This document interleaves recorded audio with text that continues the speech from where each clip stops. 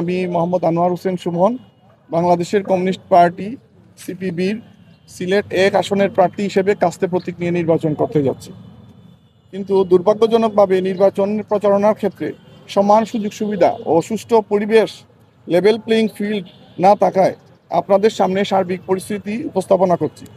দেশের বিদ্যমান পরিস্থিতিতে সিলেটের মেহনতি জনতা তথা আপামর জনসাধারণ আমার প্রতি কাস্তে মার্কার পক্ষে ব্যাপক জনসমর্থন প্রকাশ করেছেন। জাতীয় সংসদ নির্বাচনে আচরণ বিধিমালা 2025 অনুযায়ী বিলিবোর্ডের কোনো সংজ্ঞা দেওয়া হয়নি এবং উক্ত আইনের 14 নং দফায় বলা হয়েছে বিলিবোর্ড ব্যবহার নির্বাচনী প্রচারণার ক্ষেত্রে ক যে কোনো ধরনের বিলিবোর্ড ব্যবহার করা যাইবে, তবে বিলিবোর্ড প্রচারণার অংশের আয়তন অনধিক 16 ফুট বাই 9 ফুট হইতে হইবে।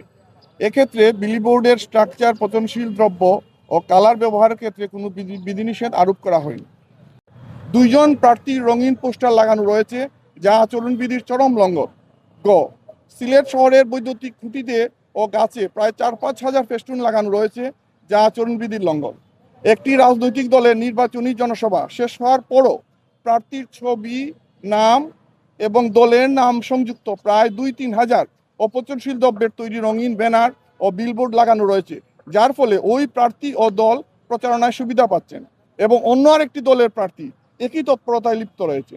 উপরোক্ত বিষয়সমূহ ছাড়াও আরও বহু প্রক্রিয়ায় 2 প্রার্থী বিভিন্ন বাসায় বাসায় রঙিন লিফলেট বিলি করে নির্বাচনী আচরণবিধি লঙ্ঘন করলেও সিলেটের রিটার্নিং অফিসার ও অন্যান্যদের কোনো পদক্ষেপ নিতে দেখা যায়নি। শ্রমজীবী মেহনতি মানুষ তথা আপামর জনসাধারণের নিকট জনপ্রিয় প্রার্থী হিসেবে আমি মোহাম্মদ আনোয়ার হোসেন সুমনের প্রতি বিরাগভাজন জেলা প্রশাসক ও পুলিশ কমিশনার উদ্দেশ্যমূলকভাবে আমার নির্বাচনী প্রচারণাকে বাধাগ্রস্ত করার পক্ষপাতিত্বমূলক উদ্দেশ্যে বিধিসম্মতভাবে লাগানো আমার বিলবোর্ড খুলে নেওয়া হয়েছে এবং যেসব প্রার্থী উপরিলিখিত মতে আচরণবিধি লঙ্ঘন করেছেন তাদের বিরুদ্ধে কোনো ব্যবস্থা নেওয়া হয়নি, যা ন্যায়সঙ্গত নয়। এমতাবস্থায় আগামী 24 ঘন্টার মধ্যে সিলেটে লেভেল প্লেইং ফিল্ড নিশ্চিত না করলে বহু রক্তের বিনিময়ে অর্জিত গণতন্ত্র অভিমুখী অভিযাত্রা হুমকির মুখোমুখি হয়।